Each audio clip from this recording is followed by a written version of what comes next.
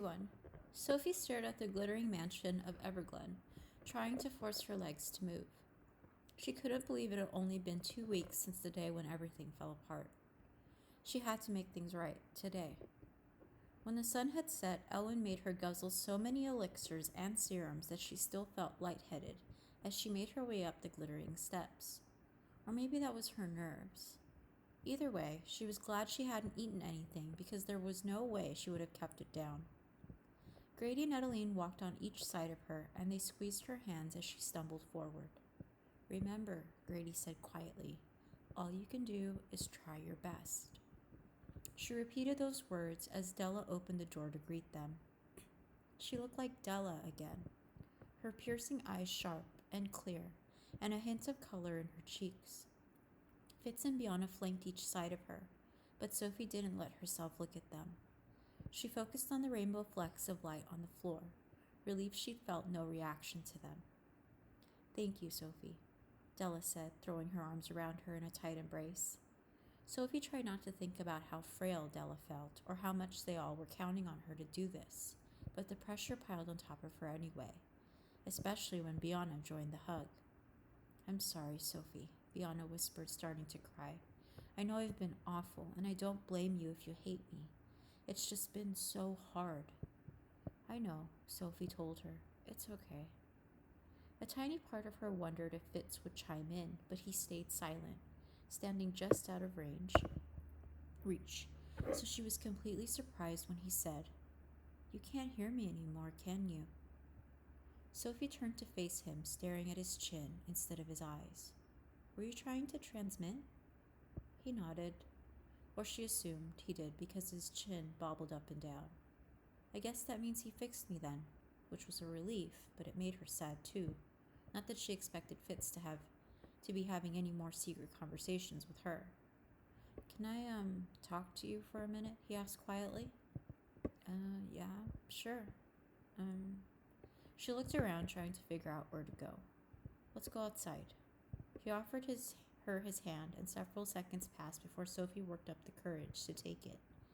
She pleaded with her palm not to sweat as he led her to the shade of a nearby tree. The bruise is still there. Fitz pointed to the dark purple spot on the back of her hand in the center, all that was left after Elwyn finished treating her.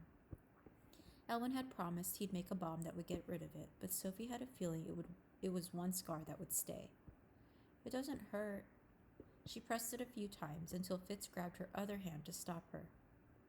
He waited for her to meet his eyes before he said, Keith told me what you went through yesterday and what you've been going through ever since.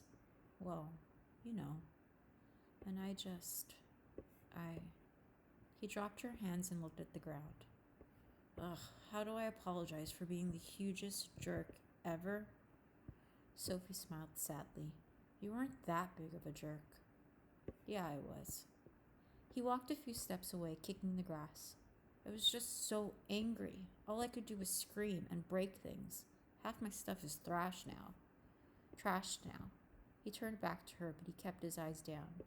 But I'm so sorry, Sophie, for everything. And I wanted you to know that before you try to fix my dad, because if it works, I don't want you to think that's the only reason why I'm saying it. His words felt warmer, than the sunshine peeking through the branches. It's okay, Fitz. I'm not mad at you. I don't think I ever was. He looked at her then, his brows scrunched together. Why not? Sophie shrugged. You thought you'd lost your dad.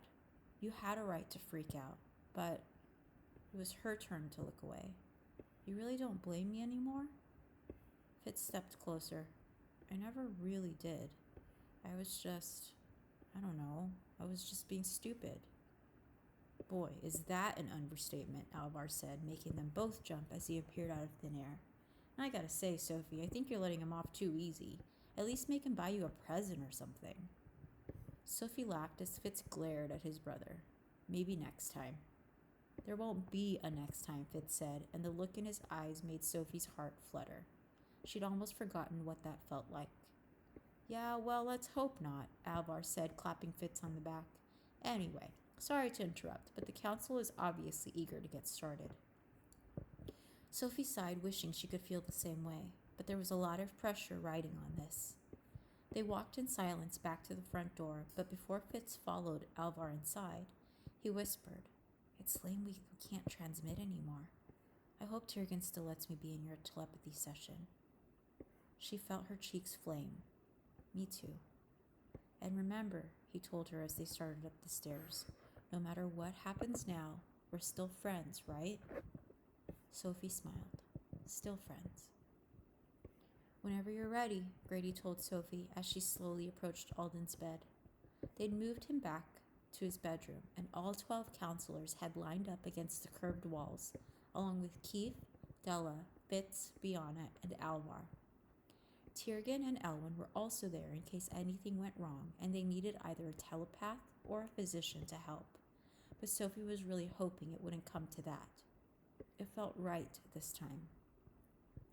Maybe it was just her rushing high from mending things with Fitz and Biana, but she couldn't help feeling like something really good was about to happen. She just had to trust and try. The room fell silent as she placed her hands against Alden's temples and closed her eyes. She waited until she felt calm and in control. Then she took one last breath and opened her mind to Alden's. His mind was cold and thick and sharp, like swimming through a raging river filled with jagged rocks. But no matter how hard the forces battered her, nothing broke through her mental barriers this time. No crazy memories or madness. No images at all. Just cold, quiet darkness that she sank deeper into. And then deeper still, trying to feel for warmth to guide her to the nook, like she'd done the last time. "Alden," she transmitted, filling his mind with the sound of her call. "It's Sophie. I'm here to help you. Please be here. Please have enough left for me to rescue you." She repeated the call over and over until his mind was nothing but a series of echoes.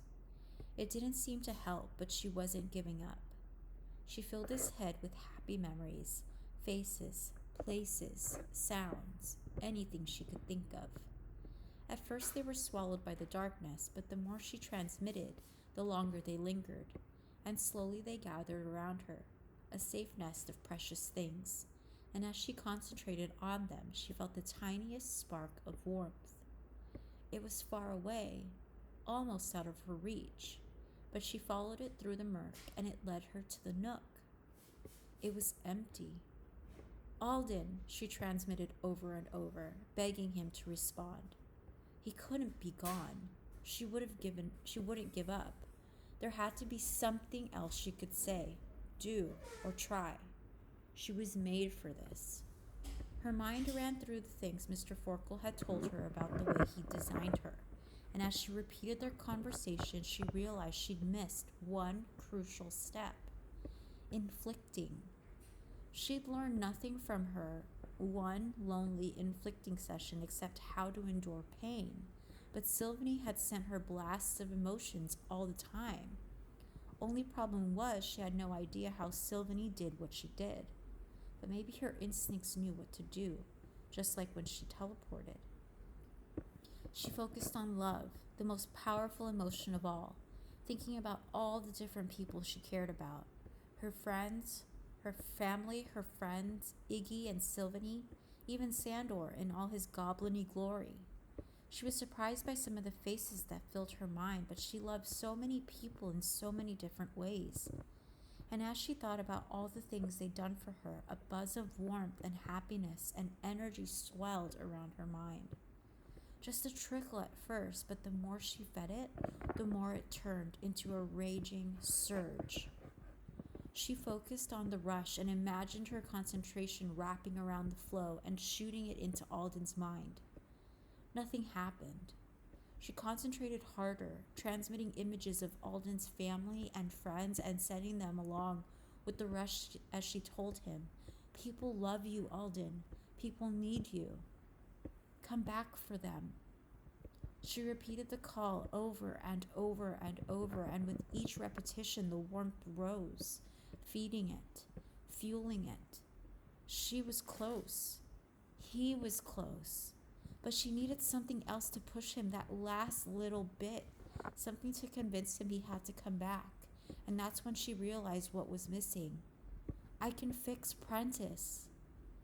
The words had barely entered Alden's mind when the warmth exploded around her in a geyser of heat and sparks, launching her consciousness up, up, up, blasting away the darkness and the cold and uncovering fragments of memories that slowly started piecing themselves together. Alden?